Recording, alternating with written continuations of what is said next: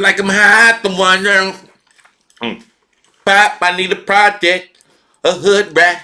When I don't give a, they took that. I got receipts, boy. I got receipts.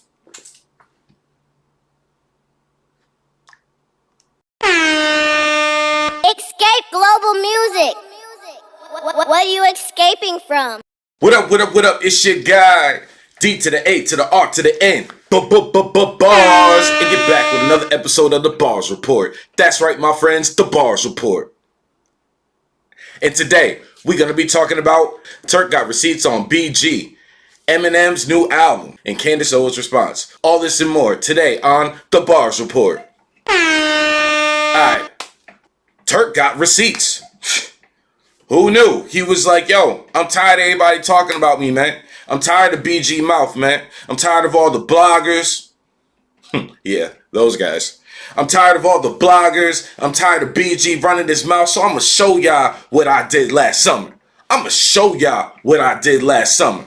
Hit the button. Bow. So now he starts showing us clips of it's him and LeBron James. And LeBron James is in the middle of a speech and he cuts LeBron James off and he's like, hold up. Free BG. LeBron looking at him like, free BG, free BG. He went along with it. Next thing he showed a clip of the alleged t-shirt scandal. So word on the street was Turk was making shirts, free BG shirts, and he was selling them, but he wasn't breaking bread with the family. Truth of the matter was there was two different free BG shirts going around. There was one that was made that Turk showed in the video. That was in the music video, the Free BG music video. But then there was the other one, the black one, the black and white one. There was a white on black and a black on white. The white on black, that was the one that was free, and he gave those out for free, passed them around the hood. The other one, somebody else made, and they were just selling them. But he didn't have nothing to do with that. So this seems to be like about a whole bunch of miscommunication, which is wild. The next clip he showed was calls going in and out, sending the money in and out when he was in prison. You know what I mean? A bunch of calls going in and out and a bunch of money transactions going out when he was locked up. The next clip that he showed was all receipts, mind you. All receipts. Crazy. The next thing he showed us was Boosie was in the car. And he was talking. He was just like, yeah, man, ask Turk. You know what I'm saying? Ask your son. Ask the people that be holding you down, bro. Like, I be holding you down. And it came out of BG mouth. He's like, yeah, y'all the ones that's been holding me down, blah, blah, blah, whoop-de-whoop, whoop-de-whoop, blah, blah, blah. And then the final clip that he showed us was he interrupted Lil Wayne during the Little Louisiana Fest. He didn't know what the, if you look at Wayne's face, Wayne didn't know what the hell Turk was doing or who he was bringing on stage. He was looking like, what's he doing? Yeah. What's he doing? I don't know. So next thing you know, Turk goes and he brings out, because he says he got the crowd going, free BG, free BG. Now we can't do it right unless BG people here. So then he brought BG and BG's kids out on stage. And everybody was saying free BG, and then Lil Wayne recognized what was going on. And then he went and hugged his moms and all that. And then they continued the set. So that's what Turk did last summer. Turk said, I know exactly what I did last summer. I want to know what BG's response is. See, like, the problem is, from what I could tell, the issue is that's going on, it's a lack of communication. Nobody's talking. And you got a bunch of middle people in everybody's ear talking. You know what I'm saying? But the source, yo, anytime there's an issue, you got to go to the source. Got to go to the source.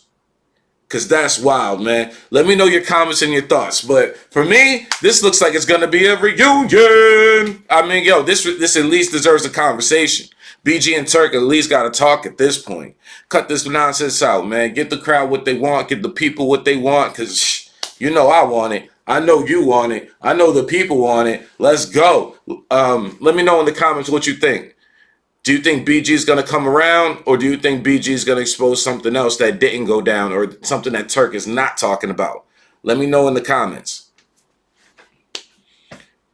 Candace Owens responds to Eminem. So Eminem dissed Candace Owens, right, on the new album, right?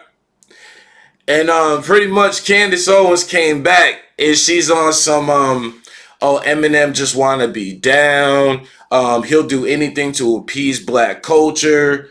I don't listen to Eminem. I used to listen to him when I was younger. I'm still a fan of his older music, but this solidifies him as being corny because he is officially reaching for the black audience. He's trying to say any and everything. And then she brought up Kanye West, which was interesting. She said Kanye West is already edgy. Eminem is clearly trying to be edgy. I want to know your thoughts, ladies and gentlemen. What do you think about Eminem's new album? Do you think he's reaching and pulling for something? Or do you think this is genuinely him bringing back the Slim Shady? Okay, so bringing back the Slim Shady origin. Do you feel it's being forced, or do you feel it's being recreated and being rebranded as something old? Or no, something familiar but new? Let me know in the comments, because I'm interested to know. So as far as Eminem, right? Like, man, I grew up on Eminem. Eminem, the Slim Shady LP was one of the first albums that I ever bought. It was probably the first album I ever bought. I bought it because I bought it for My Name Is. Like, at the time, let's take you back in time. It's like 1999. It's like 90. It's like, no, it's 97. It's 1997. There's a new music video on MTV. It's buzzworthy. We don't know if it's a gimmick. We don't know if it's real. This is during the time of Tom Green. You know what I mean? A lot of spoofs were being brought upon in the MTV world. So now all of a sudden you got this blonde rapper, you know what I'm saying, with this funky beat. And then he got Dr. Dre from NWA. You know what I'm saying? He got Dr. Dre from Death Row in the video. So it kind of solidifies it as being real, but still you don't know if it's a gimmick or not. And I'll tell you one thing about Eminem and this whole Slim Shady thing. When I went out and bought that album, I bought the album because I listened to My Name Is. I went out to the store, I went to the mall, I went to Sam Goody. There was a big stand right there. A big stand or a big display, right? Big display. And I walk up to it, I buy it, I go home, I put it in my CD player. I skip to track 2 because that was My Name Is. I listened to it. I'm like, yeah, this is it. This is the song from MTV. Yeah, I'm with it. Then I listen to the next song. Scalpel. Wait, he's convulsing. Oh my God, he's convulsing. These are the results of 1,000 electric bolts. A neck with bolts. Nurse, we're losing him. Check the pulse. A kid who refused to respect adults. Wore spectacles. Yo, come on. Yo. My Name Is did not belong on that album. Eminem has followed the same format forever. And that's the crazy part. He's followed the same format forever. The cornier the single, the more hardcore the album. And here we go again. See, I've seen a lot of people talking about, oh, there ain't no anthems on this. There ain't no Supermans on this. There ain't no Love the Way You Lie's on this. There ain't no, Lose Yourselves on this. There ain't no Stands on this. There's no, yo, Eminem made those songs. All right, this is Slim Shady. Slim Shady going crazy over funky beats. That's it. That's it. That's it. I'm not saying it's a perfect album. You know what I'm saying? Like, I honestly feel like anytime Eminem like tries to do like anytime he mentions something about a dance floor or a club or something, the song loses me. I ain't gonna lie. Don't do that. I don't know why he does that, but he does that. I don't know why, if he's trying to be funny, but no. The only time he wanted to make me dance was on the Eminem show, and that was Square Dance. For real. But other than that, yo, my personal opinion on the album, what more do you want? Yo, he lyrically spazzing. You know what I'm saying? Lyrically spazzing, going crazy. Is he reaching for black culture? I don't know. If he is, he ain't changed from what he's been talking about from when he first came out. So you could say he's reaching for black culture. I could just say he's being consistent. Let me know in the comments what you think about this. You know what I'm saying? He spends the majority of the album, the new album, The Death of Slim Shady, arguing with himself. I'm around for it. I'm around for it. It's crazy talk. I'm used to Eminem being crazy, saying some old crazy stuff. We're talking about a pill-popping, blonde-haired, spazzing on his mama, living in a trailer park, anger. You get what I'm saying? If that's what he's trying to re-embody, that character, I don't have an issue with that. It's his character. Well, like what? What's the problem? You get what I'm saying? Like, you know what? I don't mean to be biased, but Hip Hop DX gave the album 1 out of 5. Said some of the same things that Candace Owens was saying. Like they said he was reaching, and that he was reaching for black culture, and like a lot of what he was talking about was like cheap shots, like Meg Thee Stallion getting a shot on her feet, making light of the whole Tory Lane situation. That's crazy to me. You know what I mean? Like that's wild, because it's not out of character for him. He came out the gate doing these same things, dissing people. I think people take it too literal and a little too far.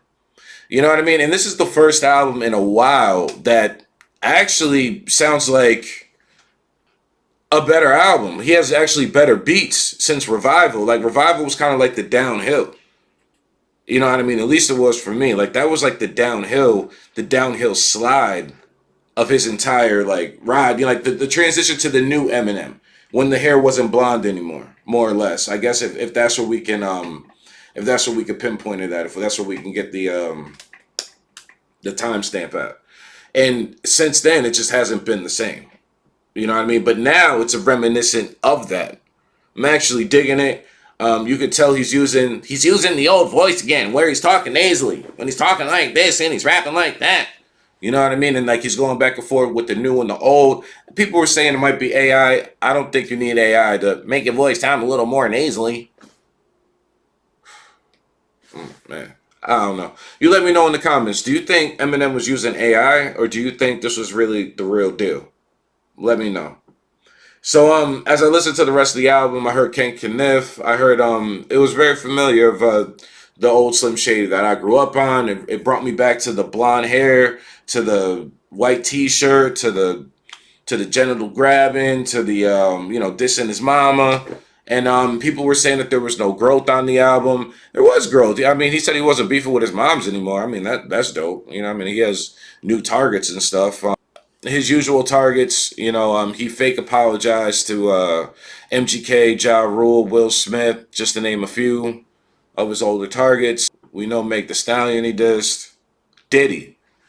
Diddy, and he made light of people were saying he made light of more or less he was saying that he would whoop his fans' ass the same way that Diddy whooped Cassie's ass. Sorry. I don't mean to make light of that. I don't know, there's something in my throat, my bad.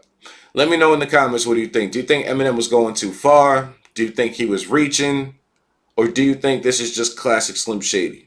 Let me know in the comments. Shout out our sponsors, Escape Global Music, Rhythm Brewing.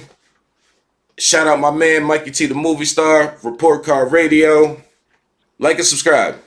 It's your guy, D to the A to the R to the N. Escape global music. What are you escaping from?